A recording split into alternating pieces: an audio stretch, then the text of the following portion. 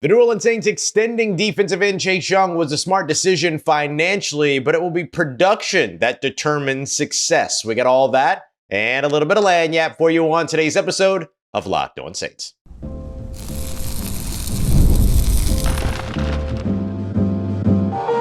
You are Locked On Saints, your daily New Orleans Saints podcast, part of the Locked On Podcast Network, your team every day.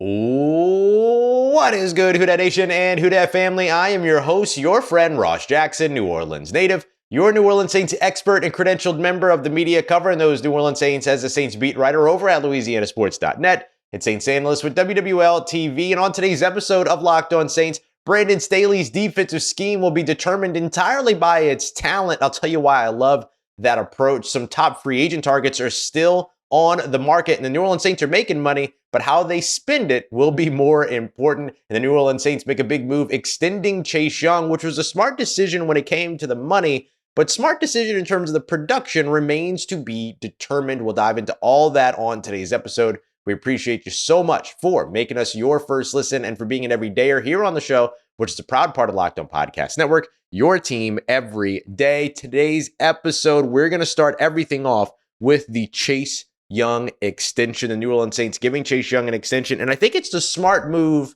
money-wise, but the biggest question is going to be the production that they get from the player following this extension. So why is it smart financially? Well, the fact of the matter is that the Saints were already on the hook with Chase Young's contract voiding as the league year began for about $9 million. And so with that being the case, the Saints actually could save some money here by giving him an extension, giving him a low base salary here in 2025, including a signing bonus, right? And then extend all that stuff out over 5 years, the way that you would typically do these types of deals. And they could take that $9 million cap hit from 2025 and actually bring it down. So Saints can actually save money with this extension. It's actually more cost effective to keep him than it is to just let him walk away and pay him $9 million on his way out the door. Not really pay him $9 million, but be on the hook for $9 million that you've already paid him on his way out the door. The way the Saints structured this contract so far, from what we know, is that it's a 3-year, $51 million deal, so $17 million per year, but it has the ability to go up to $57 million, so an additional $6 million that we believe are going to be in like incentives, escalators, things like that, probably incentives that would average out to $2 million of incentives available to him in each of the 3 years of that extension. So we'll see what those incentives are. It could be, player availability, which was a lot of his kind of incentives, like roster bonuses, things like that, are bonuses for play time and stuff like that. Like that's what he got last year. I think you could see something like that again this year, or potentially performance incentives. So 5+ sacks, you get this much, 10+ sacks, you get this much, 15+ sacks, you get this much, all of that. So we'll see exactly which way it all goes, but I would expect that to be at least a part of what this deal is in order for it to jump from $51 million to $57 million. The idea here, though, is that in order for this to be successful, truly, it makes sense financially, like we just explained, but in order for this to be successful, truly, the production has to be there. Now, Chase Young produced pressures last season, had over 20 hits on the quarterback. He also ended up generating 73 total pressures according to Next Gen Stats, 66 if you're looking at Pro Football Focus. Everybody kind of counts pressures differently based on like within 2.5 yards of the quarterback, within 1 yard of the quarterback, like everybody kind of counts a little bit differently. But so he was somewhere between 66 and 73 pressures, let's say. But for Next Gen Stats, he was number 6 in the NFL amongst all defenders when it came to pressure generated. The concern is that he had only 5.5 sacks.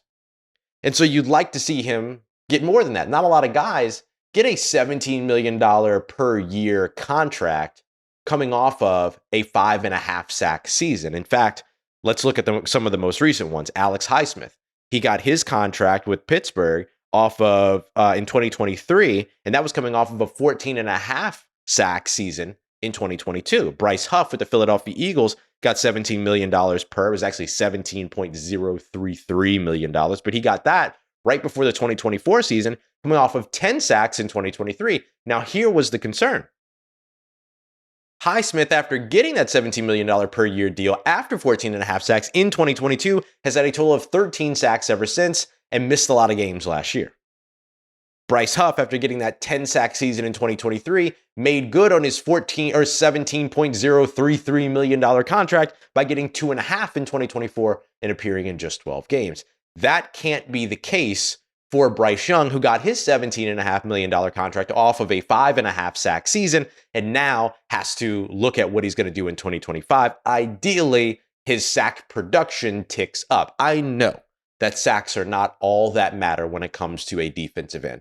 A good edge defender is also there to set the edge in the run game, have an impact in that area, put pressure on the quarterback, might not necessarily always get to the quarterback, but force errant throws by that passer, so on and so forth. I understand that not all pressures that sacks are not all of the story for a defensive end, but at the same time, not all pressures are created equal because some of them end drives, and that's what you want to see when it comes to Chase Young, who has the capability of doing this. Don't forget, this dude is about to turn just 26 years old, was the number 2 overall selection in the 2020 NFL draft, all of that other stuff. Like, he has a high ceiling. And so when you can get a guy like that in the same area as a Bryce Huff, in the same area as an Alex Highsmith, you're pretty happy about that if you're the New Orleans Saints. And consider, too, that the Saints got priced out effectively. I don't want to say they got priced out because we don't know yet if they actually tried to retain Paulson Adebo.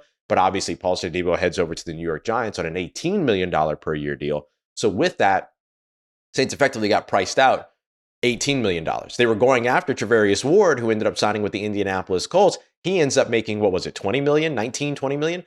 The Saints effectively got priced out of that conversation as well. They made a strong push, according to reports, but that price tag was likely more than what the Saints were willing to spend at that position. But despite that, they come back and they reinvest in one of their own guys to a lesser rate of $17 million, which could, I guess, go up to $19 million here in 2025, depending on what those incentives are or what that extra boost is, on the edge rusher position, which some would argue is a better investment. But I think you only really know if that's a better investment if the production is there for Chase Young. And the good news is that the production can very well be there. There's no doubt that he has the talent. He proved he can stay healthy last year. He played in all 17 games for New Orleans on an incentive-heavy deal to where every game that he showed up for, every game that he was a part of or was active for, whatever, he ended up making money. That's great. And so you were able to see that he could do that, which answered a lot of questions, especially for an injury-prone team. Everyone's concern with Chase Young before the season even started was, oh, well, he's too often injured. Everybody got injured last year, except for Chase Young last season, and then except for those 2 starting tackles as well. And then so the next thing you have to look at is how does he fit into Brandon Staley's scheme? And I think Brandon Staley's scheme could potentially elevate Chase Young. We did an Insiders Group film study yesterday on Devon Godshaw. We're going to do another one here on Chase Young and all of his stand-up pass rushes from last year. And I'm really excited to go through all that because I think that that's going to give us an idea of what it is that he could do in a Brandon Staley defense with an improved interior defense, ideally, in terms of what happened from last year to this year, and being utilized in a way that allows him to be able to use that speed. At 6'5", 6'4", 265 pounds, he's a great mold for a stand-up speed rusher on the outside. That's just not often how he was used, and he wasn't used in a system that also supported that last year. Now, he'll be in that system that does support that. So with the production being the thing that will determine success, Chase Young might be in the best position to create that production because of the fit with Brandon Staley. Coming up next, some top free agent options are still out there on the board, and the New Orleans Saints have made some moves to make some money, but now the moves that they make to spend that money are going to be most important. We got that coming up for you next as we continue on with today's episode of Locked On Saints, part of Locked On Podcast Network, your team every day.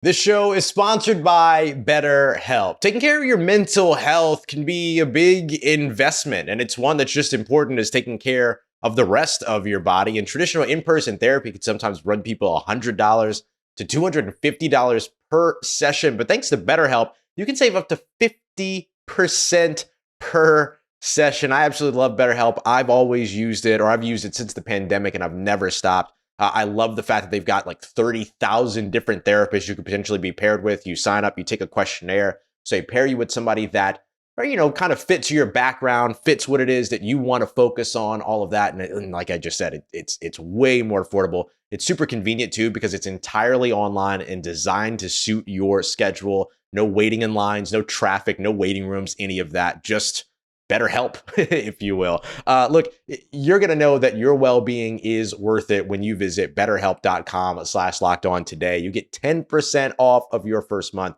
That's BetterHelp, HELP.com/lockedon.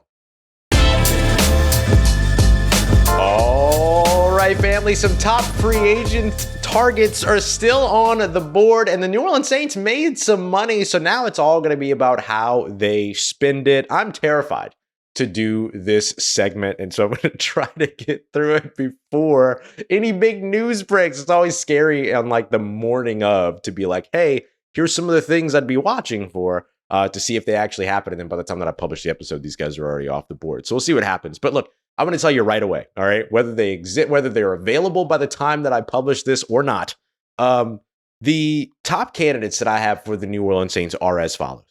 Offensive lineman Mekhi Becton out of Philadelphia. That's my top target. It's a little pie in the sky, I know. But look, the Saints need help on their offensive line. You're going to backload all of these contracts because you're, as you can tell with the 3-year extension for Chase Young, the Saints are not in the 1-year signing business this offseason. It feels like they're going to be trying to find some foundational players to push towards back. Travarius Ward would not have been a 1-year signing at cornerback. That would have been a long-term deal. So I expect that the Saints are going to be looking to spend some money, especially on their offensive line. So Mekhi Becton, PFF has his contract estimated at 3 years, $30 million, so $10 million per year. We'll see if that's what he actually gets. The guard market has not necessarily exploded this offseason like it did last offseason. It's been a lot of centers and tackles signing so far, but outside of like Aaron Smith and maybe a couple of other signings, we haven't seen a lot of movement at the guard market so far. So that's kind of good news for New Orleans.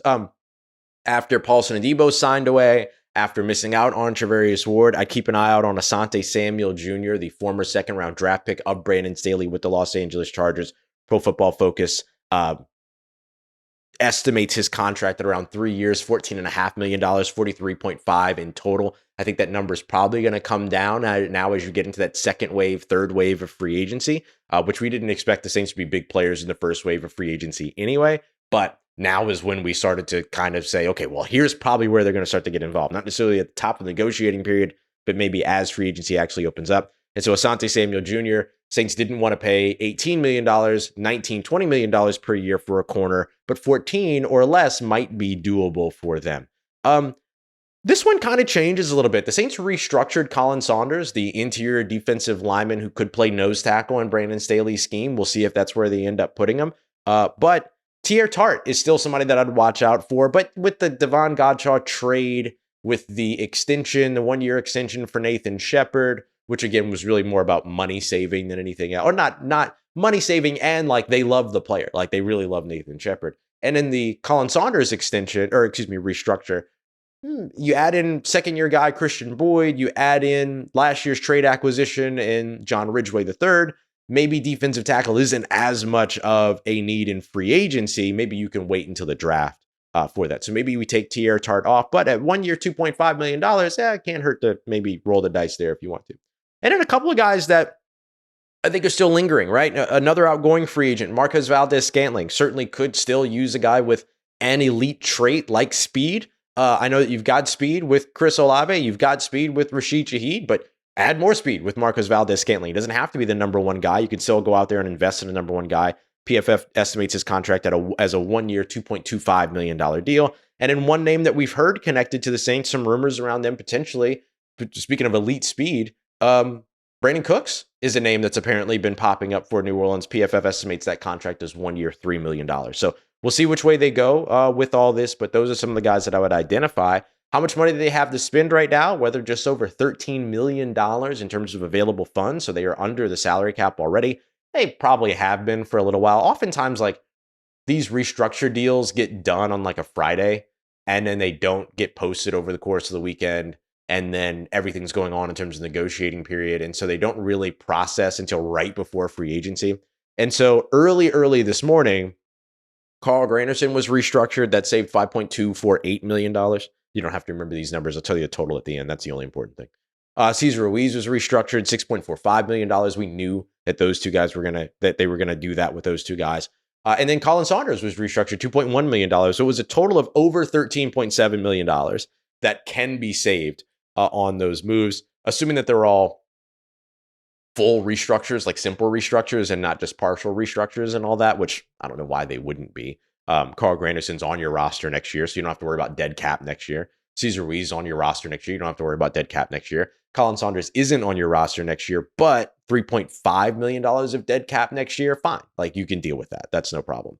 So it saves a total of $13.7 million, a little bit more than that. And it does chew into next year a little bit. They've gone down with all of the deals, and without the details yet of what Chase Young's deal is, they've gone down to about $37 million available next year.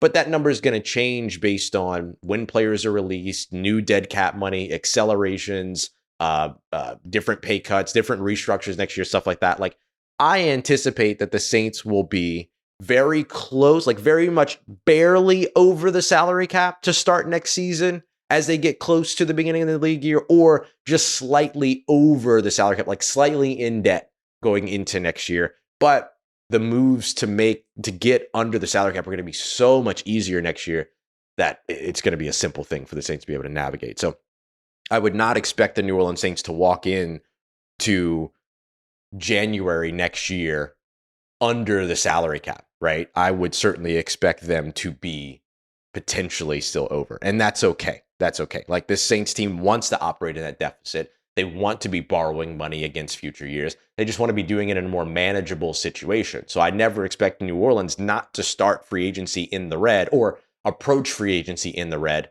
I just wouldn't also expect them to consistently approach free agency $50 million in the red. That's the key thing. Like, they'll almost always operate at a deficit and make new money when they need to make new money, but it's not going to be a situation where all of a sudden they're starting free agency $100 million under the salary cap or anything like that. Like, I would not begin expecting that from this team. So those are the ways that the Saints have opened up money. I think it's how they spend that money now that becomes most important. Like, you can make all this money that you want, but if your intent is to compete here in 2025, you have to spend that money in ways that are going to help you. That's why I think the Mekhi Becton pursuit is number one on my list right now. He's still available. He's still out there. He didn't get some market-changing deal. He could still get it, but as of right now, that's not the case. And it kind of makes sense. He's a tackle that moved inside, played well at guard for a year, so you're still rolling the dice on a guy like Mekhi Becton. There's no doubt about that. But the connection with Kellen Moore and the fact that it doesn't look like yet that he's gone back to Philadelphia at least gives the New Orleans Saints a shot to be able to address and improve their offensive line. That one free agency signing, then the New Orleans Saints could do whatever they want for the rest of free agency. A little one-year deal here, a little one-year deal there. That's the move right there that I'm looking for New Orleans. We'll see if it gets done or if I look like a fool because I published this after he's already signed somewhere else. We'll find out. Tune in next time. Coming up next, we're going to hear some of the comments that Brandon Staley made during our really awesome media availability with the entire coaching staff from yesterday, where he lays out his defensive vision. And while his defensive vision isn't necessarily what I would call strict, it certainly is clear in terms of what's most important. And that's the talent on the roster. We got that coming up for you next as we continue on with today's episode of Locked On Saints, part of Locked On Podcast Network, your team every day. This is a message from our sponsor, Intuit TurboTax. Taxes was waiting and wondering and worrying if you were going to get any money back, and then waiting and wondering and worrying some more. Now Taxes is matching with a TurboTax expert so they can do your taxes as soon as today. An expert who gives your taxes their undivided attention while they work on your return, while you get real-time updates on their progress so you can focus on your day. An expert who will find you every deduction possible, file every form, every investment, everything with 100% accuracy, all so that you can get the most money back, guaranteed. No waiting, no wondering, no worries. Now this is Taxes. Get an expert today at TurboTax.com. Now only available with TurboTax live full service, real-time updates only in the iOS mobile app. See guarantee details at turbotax.com/guarantees. Let's get it, Who Dat Nation. The New Orleans Saints defensive coordinator Brandon Staley shared a little bit about his defensive scheme with us when we spoke to him at yesterday's awesome media availability where we got to talk to the entire coaching staff. It was pretty cool. And he kind of clarified some things in terms of like, is he going 3-4? Is he going 4-3? What does that mean when he goes in a nickel? All these other things. And it turns out that Brandon Staley's feel for how things kind of move in his defense isn't necessarily something that he's going to be very strict about, right? He's going to be a taskmaster around the idea of like, this is exactly what we're doing as a defense. He wants to lean on his talent and allow his talent to be able to dictate where that scheme goes and how people are utilized, all those other things. I want to explain in a second why I think that is a great approach. But first, let's hear from Brandon Staley himself and what he had to say about how his approach to the scheme will be impacted once they get out on the field. So much of how you're going to play is the type of personnel that you're going to be coaching. So we're at the beginning of that here with, free agency and the draft process. And we've got a core group that's going to be coming back. But until that group is out there on the field in the springtime, I don't think we're truly going to know. We're going to try and be flexible enough to be able to defend all the different types of offenses that you have to play against. And we want to be specific in the matchup. We want to make sure that we go into every game with a plan to win. But a lot of what we're going to do is centered on who this group of guys we're going to be coaching. So it's all about the talent. And I love that approach. It's not rigid in terms of here's exactly what we're going to do, but it's also not just like vibes either, which is great, right?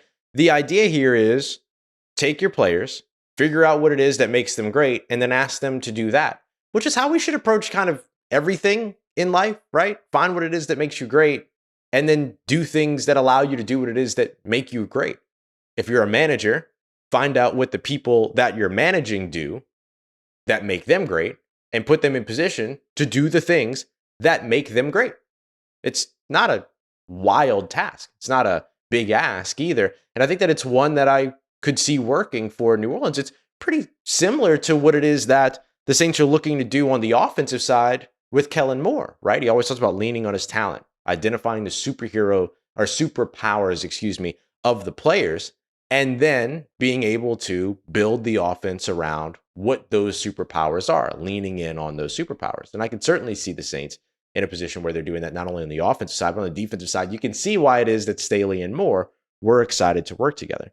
I also appreciate the fact that he mentioned things being matchup based. This is the same thing we talked about with Kellen Moore, that it's not going to be the same game plan every week. There's going to be things that are true to the DNA on each side of the football for sure. Like you have to have your calling cards. And the calling card on defense might be its flexibility, might be its versatility, whatever it might be. But it also might have, you're going to have a defense that's going to live in 5 defensive backs probably pretty often still. But you're also going to have a defense that's, branded by what it does best. Is it physical? Does it rush the passer best? Is it a good coverage team? Is it a good second level play team? Like you're going to have sort of what your calling card is, or you're going to do things that are always going to elevate that. But otherwise, if the team across from you loves to run crossers, then you should probably game plan for that. And that sounds like that's exactly what it is that Brandon Staley would look to do with his defense. It would not be about trying to figure out like, oh, well, it doesn't matter what they do. We just do what we do and try to execute that the best. That's not, that is an approach,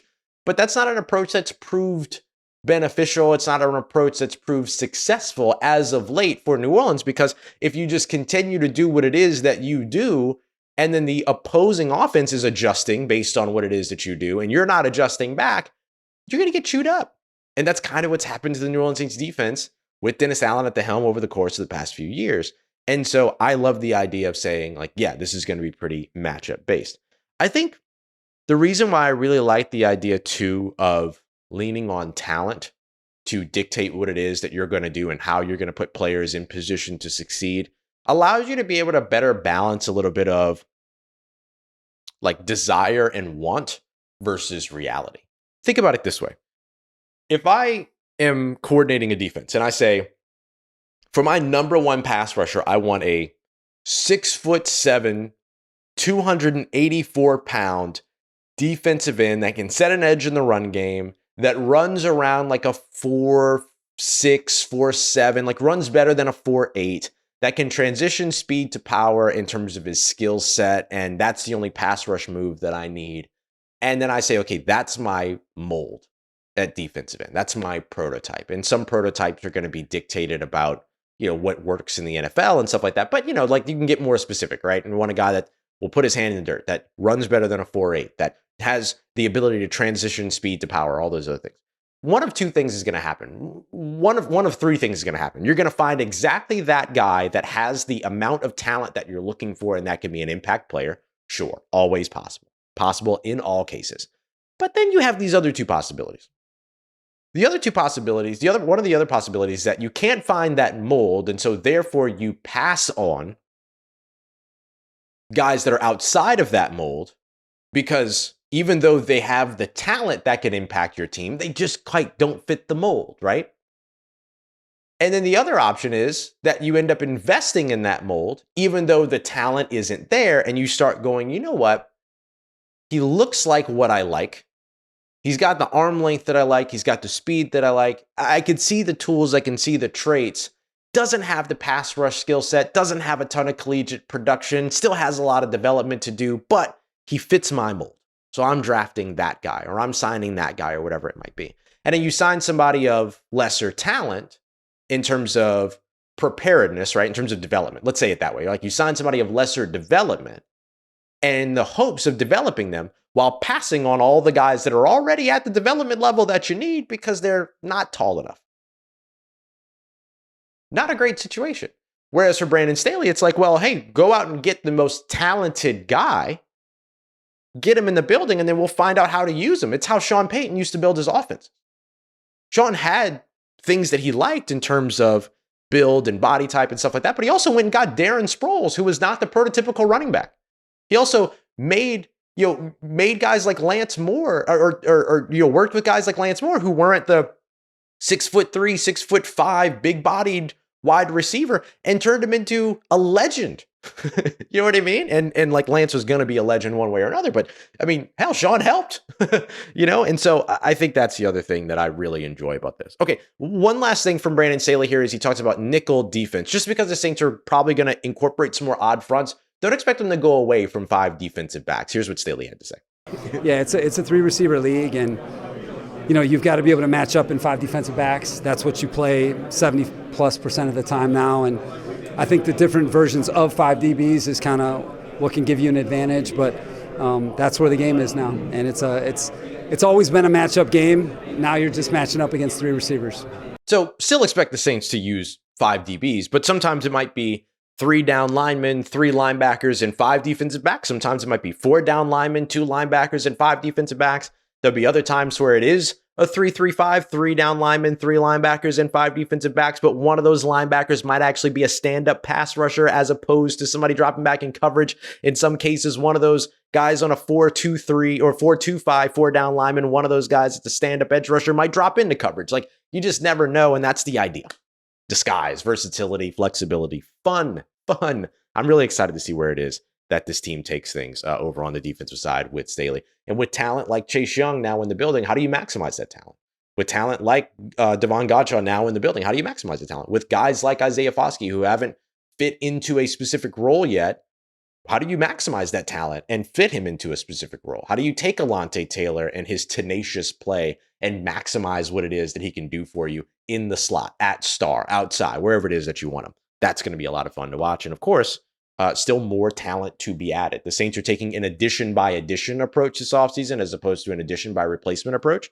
And so we'll see how they continue to build up all of that talent. All right, coming up in tomorrow's episode, obviously more on any moves that are made. But I want to dive into, after we do this film study with the insiders, which you can get by clicking the link in the description and joining up. After we do that, I want to bring you some of the kind of takeaways from that. But if you want to see the film, jump over, join the insider program. So we're going to bring some of that into tomorrow's episode with Chase Young, as well as, of course, some of the bigger things that are going on around free agency. We appreciate you very much. As always, make this your first listen. Go and check out Locked On NFL Draft for your second listen today. And we thank you for making us a part of your day, part of your routine, for saying yes to me on the show. As always, if you see me, please say hi. And if you need anything else around your New Orleans Saints in between these episodes, make sure you follow me on your favorite social media at Ross Jackson, NOLA. Hit me up. Let me know how the family's doing. Let me know how you living. Let me know how you're momming them. And trust Who Dat Nation. I'll holla at you.